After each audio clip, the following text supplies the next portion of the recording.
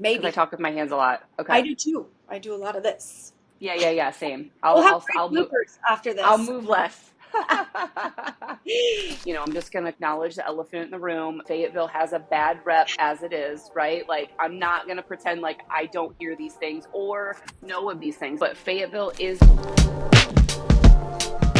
I just want to introduce you, Megan Shoff, and you're my referral partner in Fayetteville, North Carolina. Thank you so much for coming on with me today and sharing a little bit about yourself and your expertise. We do know that it is PCS season right now, so we are Yes. seeing a lot of movement. And so you having the opportunity to get in front of people in my area who might be PCSing to your area so they can get to know you before they see you in person is fantastic. So tell me a little bit about you, Megan, and how long you've been a real estate agent and what makes you an expert in working with military buyers. I have been in the industry for 3 years. So I got in right when, things went bananas and I was learning through a fire hose. I'm a retired reservist and my husband is a retired special forces soldier. And I would say probably 95% of my clientele are military. So my expertise and a large portion of my clientele are military families moving sometimes across the world here to North Carolina. So that is my personal experience when it comes to real estate, and yet my past life in the Army,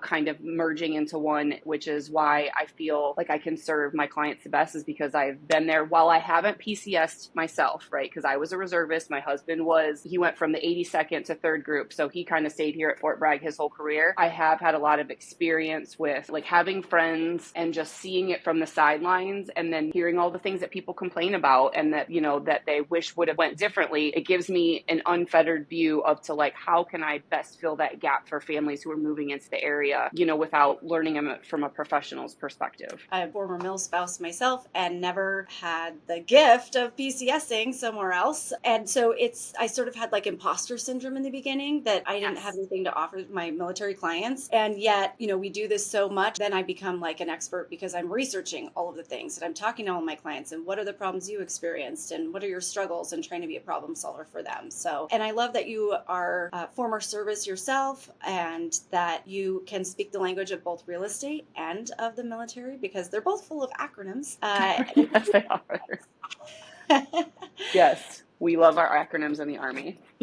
For families who are PCSing to the Fayetteville area, what would you say are really important things for buyers to know? Budget is the number one. How much do you want to spend per month and what does that translate to overall? Because a lot of times what I come across is people are qualified for X, but they're like, I don't want to spend even half that. So then it really reduces or changes their overall budget based on their monthly budget. So budget's the number one thing. Commute to post, how far do they want to drive one way to work? If schools matter to them, what are the schools that these families have either heard of or researched on that can best suit their family's needs? So those are the big things that really come into play. And I know, I'm just going to acknowledge the elephant in the room. Fayetteville has a bad rep as it is, right? Like, I'm not going to pretend like I don't hear these things or know of these things, but Fayetteville is a large community. We have almost 250,000 people living in just Fayetteville alone. So you're going to have pockets of what are considered neighborhoods with less crime versus more crime. And I can help navigate what's important to you and then help you provide resources so you can find out which neighborhoods suit your family based on all of that criteria. Because obviously I know most service members come with a family. I have worked with single soldiers and that's great. And I love supporting them as well, but they usually come as a package deal. So finding a place for their families is really paramount to finding the best place for them, second to figuring out what their budget can get them. Yeah,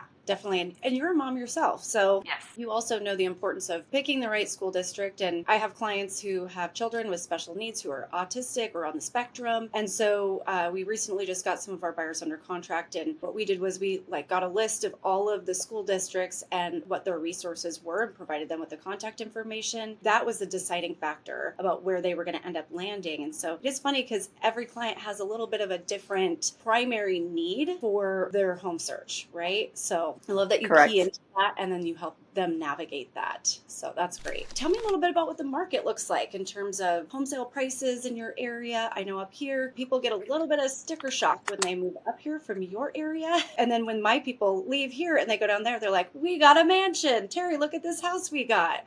That is unique to North Carolina. We are one of the most cost-effective areas within the military to move. Forget about Northern Virginia. I don't know how families can, survive in Northern Virginia, because I know that there is, let's talk about sticker shock. From what I've been told, my reserve friends back when I was he was moving from Georgia up to Northern Virginia, and he's like, Megan, I'm like, I have no idea what to tell you, Jimmy. Like, it's wild. So here in North Carolina, we're kind of on the lower end as far as affordability, which is really good for families who need larger homes. Like, you get more bang for your buck. Right now we are seeing the average price point around $289,000. We have almost 4,000 active listings on the market right now. We had 1,277 new listings come on the market in March, and then we had 687 pending. So what that means is about double the amount of homes went on the market that are being sold right now. So for buyers, oh my gosh, it's a huge shift, Terry, because it was at one point the other way around. Not enough homes were coming on the market, ones that were sold. And it was really, really hard to get buyers into homes that they wanted without being very financially competitive. I mean, if you're moving a family across the country, it isn't feasible for everybody, so I'm thankful that the market has shifted for buyers in that regard. So it's a buyer's market, in your opinion, which also that means that buyers are able to get a really good deal and probably negotiate for the seller to pay their concessions for like closing costs and things like that, conduct repairs. Sounds like a great opportunity. Maybe I should come down to Fayetteville and visit you and buy a house. Yes, ma'am.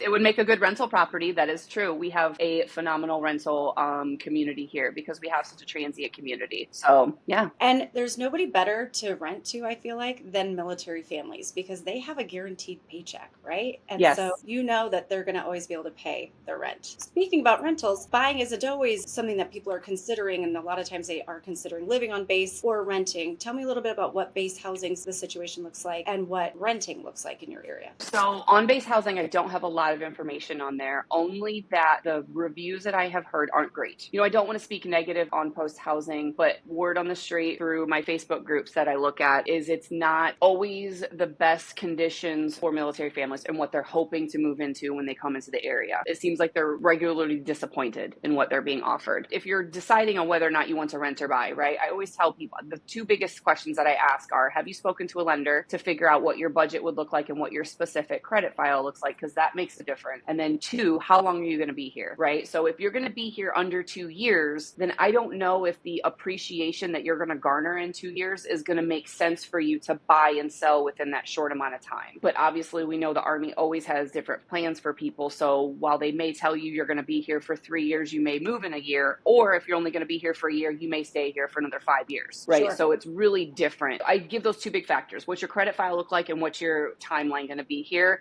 And then we have an educated conversation around that. Yeah. So, that's how I like to direct people to whether situation for them, which I think is 100%. Yeah. Because the last thing I want to do is for somebody to have to, which I know used to be the norm around here, but I don't want to have to see somebody bring money to the closing table as a seller unless it's like the Army pulled the rug out from underneath me and now I'm going here. So if you're moving to Fayetteville for the first time, the 5 things that you're going to absolutely hate about living in this area is really appropriate for right now. It's called, as we call it down here, the Great Pollination. So there's pollen everywhere, you guys. It is literally like a greenish, yellowish sheen on everything, your cars, your dashboard, the inside of your house. And it creates this like really awesome effect on your sinuses and your respiratory system. Like your eyes are glistening and your nose is running. And oh my gosh, all the things. Yeah, all the things. And then honestly, I feel like it also makes my skin itchy. Like it gets everywhere. So if you do suffer from allergies, know coming in that you're probably going to struggle when it comes to pollen season. And then I recommend to remedy that is looking for local honey, which you can find at several of the farmers markets in the area. They have, local honey that's made like here in the Cape Fear River Valley all the way down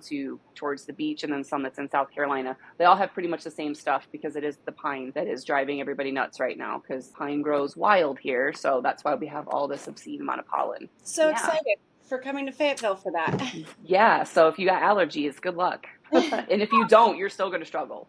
The next thing is going to be the humidity. If anybody's ever lived in the Southeast, you know, anywhere from probably June to September, you're going to struggle with humidity. It's just the nature of the beast. It leaves your skin feeling real glistening, but the hair, forget about it. Doing any kind of exercise outside in between 12 and 5, if you like self-torture, by all means, go ahead, right? But if you're like one of those people that want to take it easy on yourself, I recommend getting up very early or waiting until the sun has went down to do any kind of physical exercise outside. Otherwise, you're going to feel like you're breathing through a straw. It's wild. So 2 showers a day is what you're saying. Minimum. Yes, minimum. Especially if you're doing showings with people, because you got to get underneath and look at the crawl spaces. I'm looking at the HVACs and all that stuff. And after about the 3rd or 4th house, my hair is all flat. I've got a nice glow going on. You know, next is what I call the sounds of freedom, artillery. So we have a lot of artillery that happens in the springtime. Not only do we have our unit that use all the ranges that they shoot artillery and mortars, but we have the Marines who come into town. And I believe they're coming into town in a couple of weeks. When they get into town, it is like a whole nother level of noise. Really? I mean, if you're like on a proximity, like close to base, like your walls shake. Oh and then my if it's gosh. cloudy, yes, it's crazy. Like when I first moved down here in 2010, it scared the crap out of me. I had no idea what was going on. I'm like, what is happening? And then I text my cousin. He's like, oh yeah, that's Fort Bragg. And I was like, oh yeah, that's fair. I do live next to a military base now. And if it's cloudy out, forget about it, because fun fact, low cloud ceilings actually keep sound waves in. That makes sense. So they don't do this. They stay and they travel further. Yeah. So if there's a low cloud ceiling and the Marines are in town, your house is going to shake. That's crazy. I had no idea. Yeah.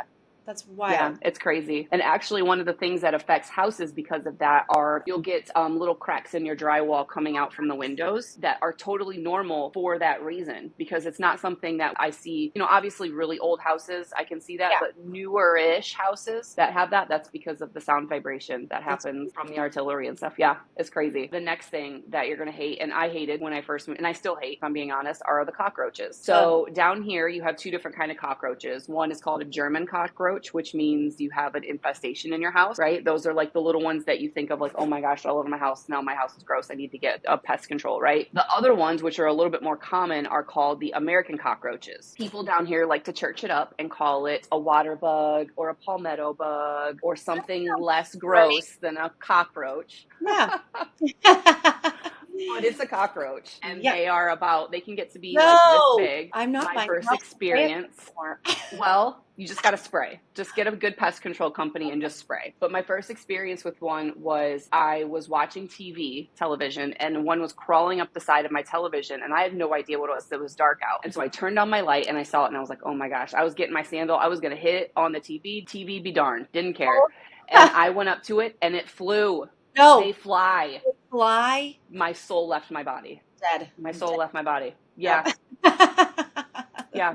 Funny. It's the grossest thing ever, and it's terrifying because they're big. And then if you lose it, where to go? I would not can't find it. Yes, exactly. I would not sleep. Yes. I'd be like, I am out of here. I'm gonna go sleep in the car. Burning the house down. We're Burn done. it all down. Oh my God, that's terrible. Oh, and then the last thing are hurricanes. So we do get, while we are pretty far inland, as we all remember Hurricane Helene of last year, they do sometimes make their way inland, and we can get hit by some hurricanes. And actually, another fun fact, my wedding got rained out by Hurricane Matthew. So I was supposed to get married on October 8th of that year, and Hurricane Matthew rained out my wedding. So I had to get it pushed back to right before Thanksgiving of that same year. Oh yeah. my gosh. I was so mad. Are you still married? Yes. Rain on your wedding day. Yes, I am. It's a good right? omen. That's fair. Yes, and that's what we said. Like hurricane. I had a hurricane on my wedding. This thing's blessed. You just sealed the deal for like eternity with that thing. Yes. And you know what's so funny is I look at the weather every single October 8th since then, and it's been nice. Every single October 8th since that year. It's beautiful. And I'm like, cool. Glad it's just my wedding day.